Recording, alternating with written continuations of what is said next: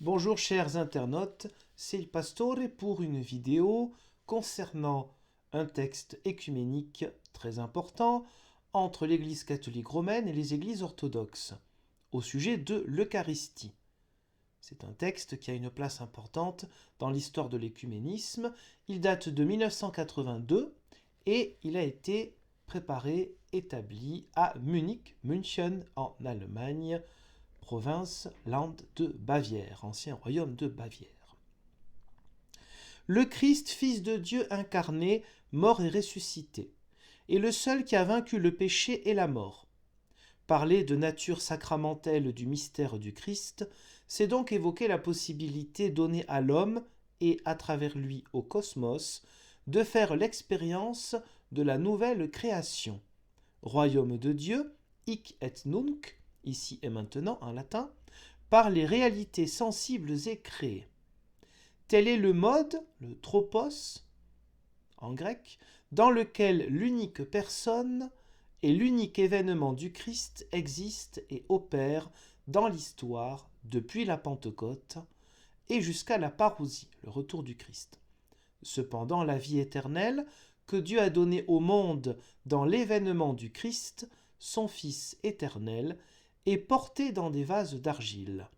Elle n'est donnée encore qu'en avant-goût, comme des arts. Nous avons écouté là le numéro 1 de ce texte que vous retrouvez dans son intégralité à télécharger en fichier PDF dans le lien qui se trouve juste en dessous de cette vidéo. Poursuivons avec d'autres extraits, notamment dans le numéro 3, l'Esprit qui procède éternellement du Père et se manifeste par le Fils a préparé l'événement du Christ et il l'a réalisé pleinement dans la résurrection. Le Christ, qui est le sacrement par excellence, donné par le Père pour le monde, continue de se donner pour la multitude dans l'Esprit, le seul qui vivifie. Référence à Jean chapitre 6.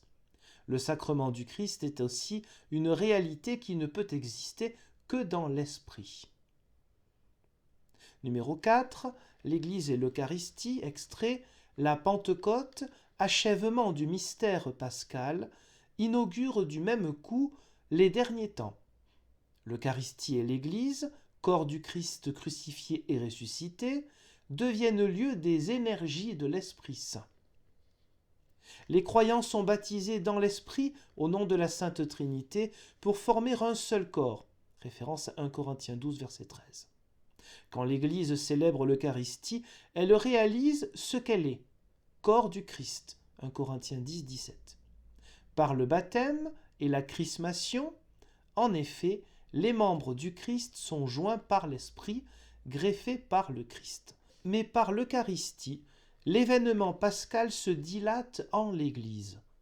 L'Église devient ce qu'elle est appelée à être de par le baptême et la chrismation. Par la communion au corps et au sang du Christ, les fidèles croissent en cette divinisation mystérieuse qui accomplit leur demeure dans le Fils et le Père par l'Esprit. Ainsi, d'une part, l'Église célèbre l'Eucharistie comme expression, en ce temps-ci, de la liturgie céleste.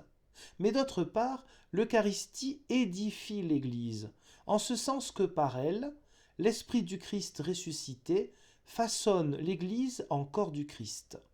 C'est pourquoi l'Eucharistie est en vérité le sacrement de l'Église, à la fois comme sacrement du don total que le Seigneur fait lui-même aux siens, et comme manifestation et croissance du corps du Christ, l'Église. L'Église pérégrinante célèbre l'Eucharistie sur la terre jusqu'à ce que son Seigneur vienne remettre la royauté à Dieu le Père, afin que Dieu soit tout en tous. Elle anticipe ainsi le jugement du monde et sa transfiguration finale. L'Esprit prépare la venue du Christ en l'annonçant par les prophètes, en guidant vers lui l'histoire du peuple élu, en le faisant concevoir de la Vierge Marie, en ouvrant les cœurs à sa parole. L'Esprit manifeste le Christ dans son œuvre de sauveur, l'évangile qu'il est lui-même. La célébration eucharistique est l'anamnèse, le mémorial, vraiment, mais sacramentellement aujourd'hui. l'Ephapax et advient. La célébration de l'Eucharistie est le kairos par excellence du mystère, le moment adéquat, opportun. L'Esprit transforme les dons sacrés dans le corps et le sang du Christ, métabolais, pour que s'accomplisse la croissance du corps qui est l'Église.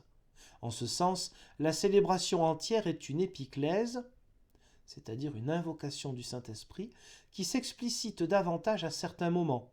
L'Église est perpétuellement en état d'épiclèse. L'Esprit met en communion avec le corps du Christ ceux qui participent au même pain et au même calice. À partir de là, l'Église manifeste ce qu'elle est, le sacrement de la koinonia trinitaire, communion, la demeure de Dieu avec les hommes. Référence à Apocalypse 21, verset 4.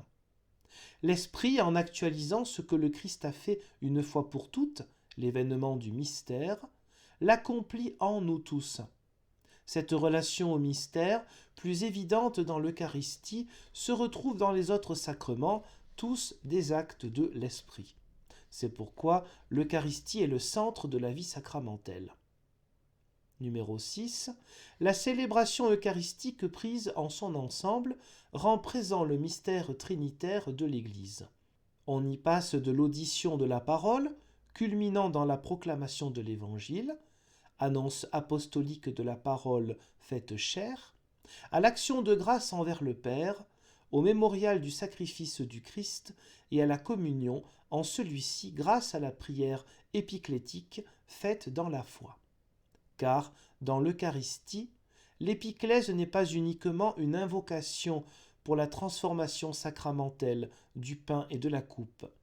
Elle est aussi une prière pour le plein effet de la communion de tous au mystère révélé par le Fils. De cette manière, la présence de l'Esprit lui-même s'étend par le partage du sacrement de la parole faite chair à tout le corps de l'Église.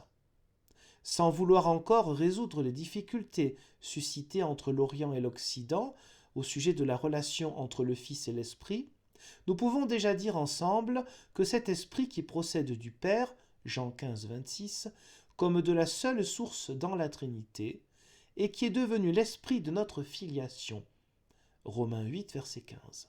Car il est aussi l'Esprit du Fils, Galates 4, 16, Galates 4, 6, nous est communiqué particulièrement dans l'Eucharistie par ce Fils sur lequel il repose dans le temps et dans l'éternité.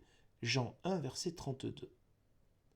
Nous voyons ici, petite parenthèse, cet essai depuis de nombreuses années déjà, et qui est avancé depuis 1982, cet essai d'une plus grande communion entre catholiques romains et orthodoxes, malgré les difficultés liées à certaines précisions dans la théologie de la Trinité, des incompréhensions dues à certains événements dans l'histoire du premier millénaire, et cela bien sûr s'est aggravé plus tard par des siècles où on ne se parlait plus les uns avec les autres, le schisme de 1054 entre Rome et Constantinople, et pire encore, la croisade de 1204 qui en fait a été le pillage de la ville de Constantinople par les croisés.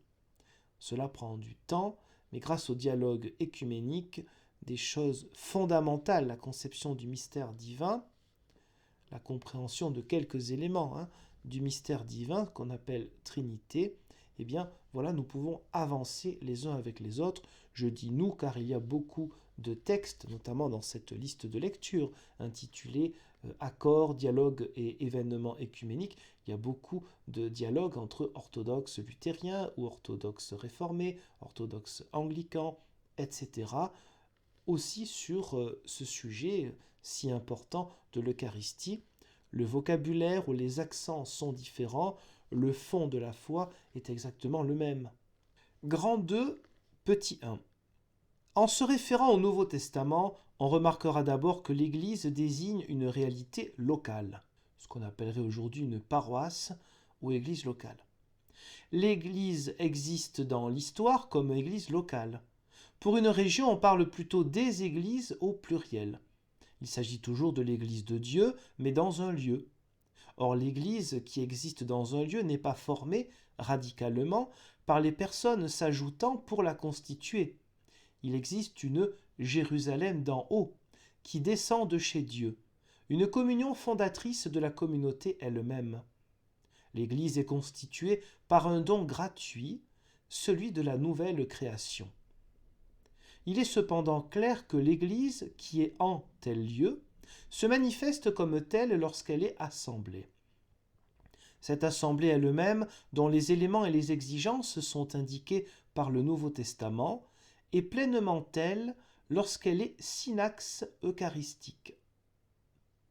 En effet, quand l'Église locale célèbre l'Eucharistie, l'événement advenu une fois pour toutes est actualisé et manifesté. Dans l'Église locale, il n'y a alors ni homme, ni femme, ni esclave, ni homme libre, ni juif, ni grec.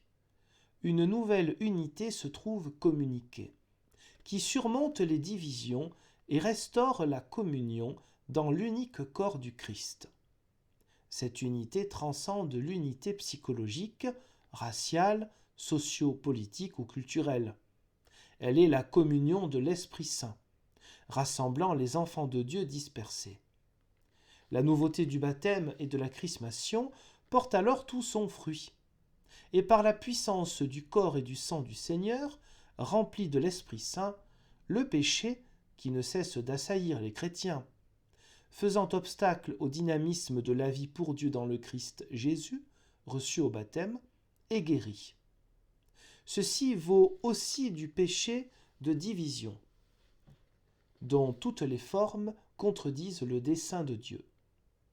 L'un des textes majeurs à rappeler est 1 Corinthiens 10, versets 15 à 17, « Un seul pain, un seul calice, un seul corps du Christ, dans la pluralité des membres. » Ce mystère de l'unité dans l'amour de plusieurs personnes constitue proprement la nouveauté de la koinonia trinitaire communiquée aux hommes dans l'Église par l'Eucharistie.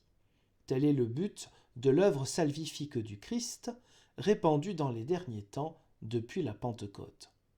C'est pourquoi l'Église trouve son modèle, son origine et sa fin, sa finalité, dans le mystère du Dieu, un en trois personnes, bien plus l'Eucharistie, ainsi comprise à la lumière du mystère trinitaire, constitue le critère pour le fonctionnement de la vie ecclésiale en son entier. Les éléments institutionnels ne doivent être qu'un reflet visible de la réalité mystérique, pas hystérique, mystérique du mystère de la Trinité. Un peu plus loin, numéro 3 du grand 2, le ministère de l'évêque ne s'épuise pas dans une fonction tactique ou pragmatique, parce qu'il faut bien un président, mais c'est une fonction organique. L'évêque reçoit le don de la grâce épiscopale, 1 Timothée 4, verset 14, dans le sacrement de la consécration, accompli par les évêques qui ont eux-mêmes reçu ce don grâce à l'existence d'une succession ininterrompue des chirotonies épiscopales, en commençant par les saints apôtres. Par le sacrement de l'ordination, l'Esprit du Seigneur confère à l'évêque, non pas juridiquement, comme une pure transmission du pouvoir, mais sacramentellement, l'exousia de serviteur que le Fils a reçu du Père et qu'il a humainement accueilli par son consentement dans sa passion. La fonction de l'évêque est étroitement liée à l'assemblée eucharistique qu'il préside. L'unité eucharistique de l'Église locale implique la communion entre celui qui préside et le peuple auquel il livre la parole du salut et les dons eucharistiés. D'ailleurs, le ministre est aussi celui qui reçoit de son Église, fidèle à la tradition, cette parole qu'il transmet. Et la grande intercession qu'il fait monter vers le Père n'est autre que celle de son Église tout entière avec lui. Pas plus que celle-ci ne peut être coupée de son évêque, l'évêque ne peut être séparé de son Église. Petite parenthèse, nous avons là une spécificité théologique, catholique romaine et orthodoxe, et même dans les églises protestantes, dites épiscopales comme les anglicans, méthodistes et luthériens, Ce n'est pas exactement cette théologie-là du ministère épiscopal. Je ferme la parenthèse. L'évêque se tient au cœur de l'Église locale comme ministre de l'Esprit pour discerner les charismes et veiller à ce qu'ils s'exercent dans la concorde, en vue du bien de tous, dans la fidélité à la tradition apostolique, c'est-à-dire des apôtres. Il se situe au service des initiatives de l'Esprit pour que rien ne les empêche de contribuer à l'édification de la koinonia, la communion. Il est ministre d'unité, serviteur du Christ, Seigneur dont la mission est de rassembler dans l'unité les enfants de Dieu. Mais cette présidence doit être comprise. L'évêque préside à l'oblation qui est celle de sa communauté tout entière. Consacrant les dons pour qu'ils deviennent le corps et le sang que la communauté offre, il célèbre non seulement pour elle, ni seulement avec elle et en elle, mais par elle. Il apparaît alors comme ministre du Christ, faisant l'unité de son corps, créant la communion par son corps. L'unité de la communauté avec lui est d'abord de l'ordre du mysterion, non primordialement de l'ordre juridique.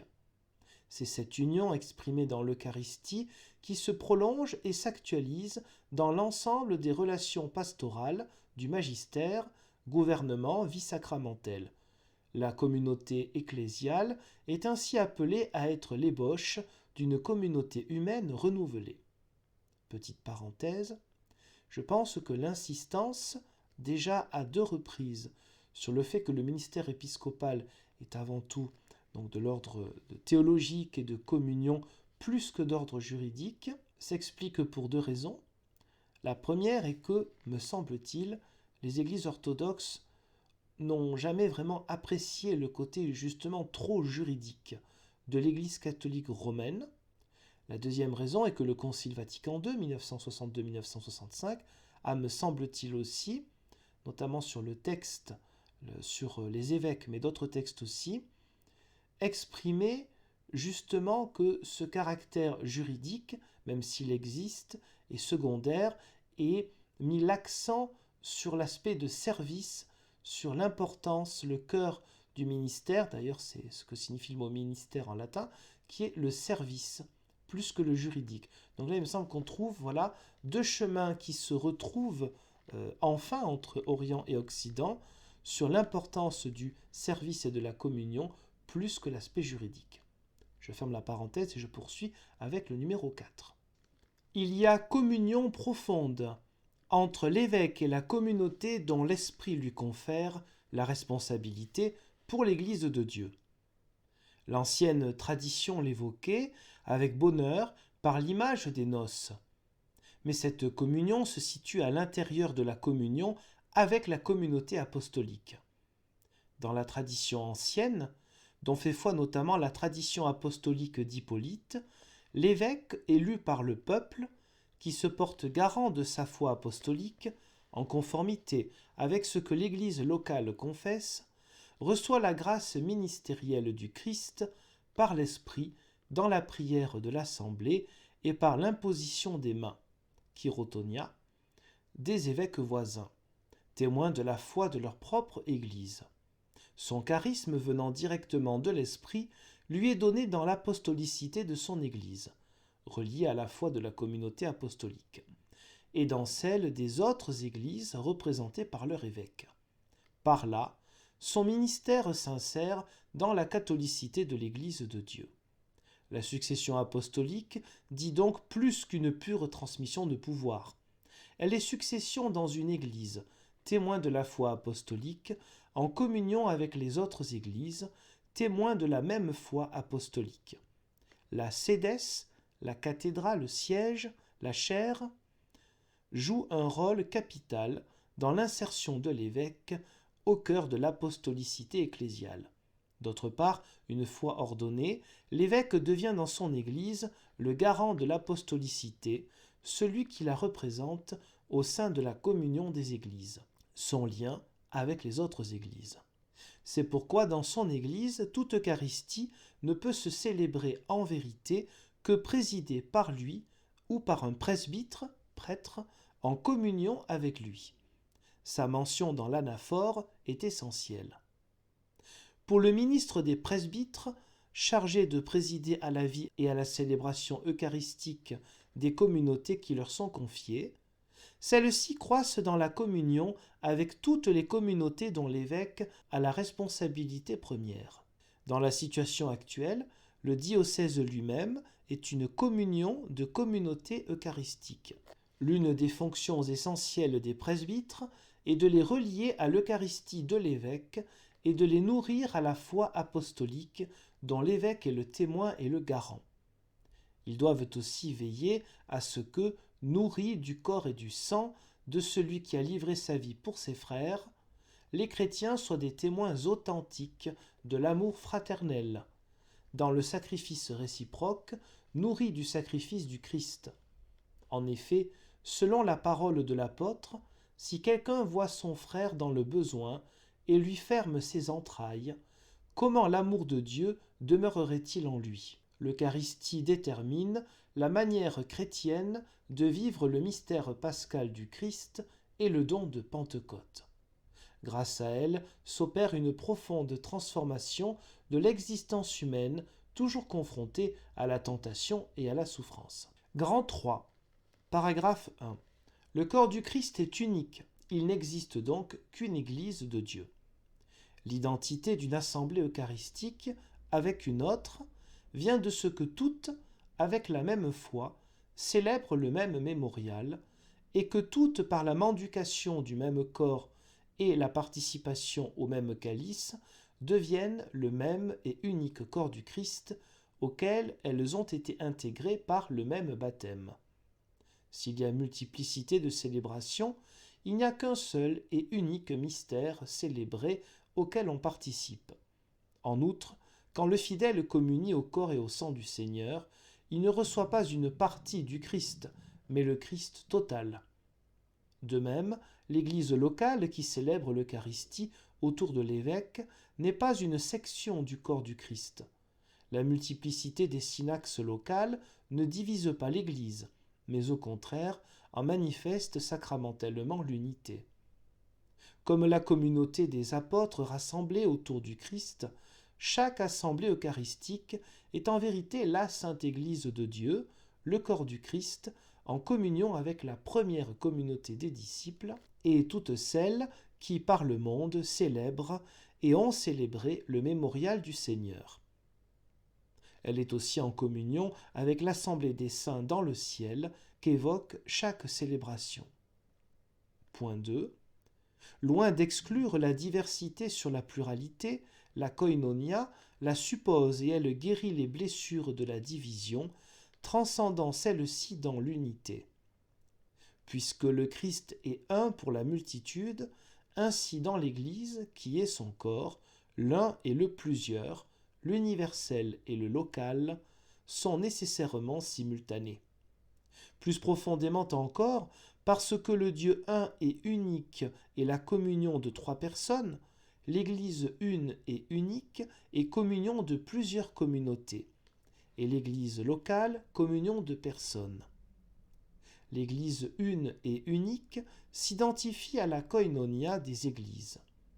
Unité et multiplicité apparaissent à ce point liées que l'une ne saurait exister sans l'autre. C'est cette relation constitutive de l'Église que les institutions rendent visible et, pourrait-on dire, historicisent. Un peu plus loin, les points 3, extraits et point 4 pour terminer. L'identité du mystère de l'Église, vécu dans l'Église locale, avec le mystère de l'Église reçu par l'Église primitive, catholicité dans le temps, est fondamentale. L'Église est apostolique parce que fondée et sans cesse soutenue dans le mystère du salut révélé en Jésus-Christ, transmis dans l'Esprit par ceux qui furent ses témoins, les apôtres. Ses membres seront jugés par le Christ et les apôtres. Luc 22, 30. La reconnaissance mutuelle, aujourd'hui, entre cette Église locale et les autres Églises est elle aussi capitale. Chacun doit reconnaître dans les autres, à travers les particularités locales, l'identité du mystère de l'Église. Il s'agit d'une reconnaissance mutuelle de catholicité comme communion dans l'intégrité du mystère. Cette reconnaissance s'accomplit d'abord au plan régional. La communion dans un même patriarcat ou dans quelque autre forme d'unité régionale est d'abord une manifestation de la vie de l'esprit dans une même culture ou des mêmes conditions historiques. Elle implique également l'unité du témoignage et appelle l'exercice de la correction fraternelle dans l'humilité. Cette communion à l'intérieur d'une même région doit se dépasser dans la communion entre églises sœurs. Mais cette reconnaissance mutuelle n'est vraie qu'aux conditions exprimées dans l'anaphore de saint Jean Chrysostome et les premières anaphores antiochiennes. L'une est la communion dans le même kérygme, dans la même foi. Déjà contenue dans le baptême, cette exigence s'explicite dans la célébration eucharistique. Mais il faut en outre la volonté de la communion dans l'agapé, le don de soi, l'amour gratuit, et dans la diaconie, le service, non en parole seulement, mais en acte. Tant permanence à travers l'histoire que reconnaissance mutuelle sont particulièrement évoquées lors de la synaxe eucharistique par la mention des saints au canon et au diptyque celle des responsables d'Église. On comprend ainsi pourquoi ces derniers sont signes de l'unité catholique dans la communion eucharistique. Responsables, chacun à son plan, du maintien de la communion dans la symphonie universelle des Églises et leur fidélité commune à la tradition apostolique. On retrouve donc entre ces Églises les liens de communion que le Nouveau Testament présente. Communion dans la foi, dans l'espérance et dans l'amour. Communion dans les sacrements. Communion dans la diversité des charismes. Communion dans la réconciliation. Communion dans le ministère. De cette communion, l'agent est l'Esprit du Seigneur ressuscité. De par lui, l'Église universelle, catholique, intègre la diversité ou la pluralité en faisant un de ses éléments essentiels. Cette catholicité représente l'accomplissement de la prière du chapitre 17 de l'Évangile selon Jean, reprise dans les épiclèses eucharistiques. Le rattachement à la communion apostolique relie l'ensemble des évêques assurant l'épiscopé, la supervision, des églises locales au collège des apôtres. Ils forment eux aussi un collège enraciné par l'Esprit dans le « une fois pour toutes » du groupe apostolique, témoin unique de la foi.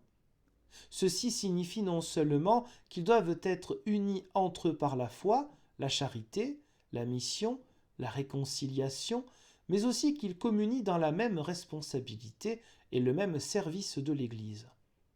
Parce que dans son Église locale, l'Église une et unique s'accomplit, chaque évêque ne peut séparer le souci de son Église du souci de l'Église universelle. Et lorsque par le sacrement de l'ordination, il reçoit le charisme de l'Esprit pour l'épiscopé d'une Église locale, la sienne, il reçoit du fait même le charisme de l'Esprit pour l'épiscopé de toute l'Église. Dans le peuple de Dieu, il exerce en communion avec tous les évêques, hic et nunc, ici et maintenant, et charge d'Église et en communion avec la tradition vivante que les évêques du passé ont transmise. La présence d'évêques de sièges voisins à son ordination épiscopale sacramentalise et actualise cette communion. Elle produit une osmose de sa sollicitude pour la communauté locale et du souci de l'Église répandue par toute la terre. L'épiscopé de l'Église universelle se trouve confié par l'Esprit à l'ensemble des évêques locaux en communion les uns avec les autres. Cette communion s'exprime traditionnellement dans la pratique conciliaire. Nous aurons à examiner ultérieurement la manière dont celle-ci est conçue et réalisée dans les perspectives de ce que nous venons de préciser. Donc c'est la fin de nombreux extraits de ce texte écuménique très important sur l'Eucharistie entre catholiques romains et orthodoxes. Nous voyons la place de l'évêque, la place du ministère, la place bien évidemment primordiale de Dieu lui-même, la Sainte Trinité, Et donc, comme je le disais tout à l'heure, si l'on ne se focalise pas sur un vocabulaire qui parfois peut être étranger, notamment à la tradition réformée, il y a cependant, même dans la divergence d'interprétation du ministère épiscopal, du ministère de supervision, nous retrouvons les mêmes services avec des noms différents, des habits différents et une théologie un petit peu différente quand même. Nous retrouvons cette diversité de ministères, de services pour la supervision des églises locales. Mais le fond, vraiment, toujours dans le Nouveau Testament, c'est l'interprétation de cette forme de ministères personnalisés, collégiaux, etc., que l'on verra à travers les siècles très institutionnalisés. C'est cette interprétation différente au moment de la Réforme qui explique bien des choses, mais cependant le même service est là, que ce soit dans le baptême, dans le sacrement de la Sainte Seine, et pour les autres moments importants, bénédictions que l'on ne considère pas comme sacrement, il y a de toute façon toujours l'appel, l'invocation de l'Esprit pour les confirmés, les mariés, les pasteurs, etc. Donc voilà, vocabulaire différent, accent différent, mais le fond, j'ai envie de dire, le tronc de cet arbre est tout à fait commun. Puissions-nous toujours réaliser encore plus, de manière visible, cette communion ecclésiale au-delà des deux grandes églises, catholiques, romaines et orthodoxes, mais aussi toutes les autres églises chrétiennes. Merci pour le visionnage de cette vidéo et je vous donne rendez-vous, Dieu voulant, pour d'autres vidéos. Au revoir.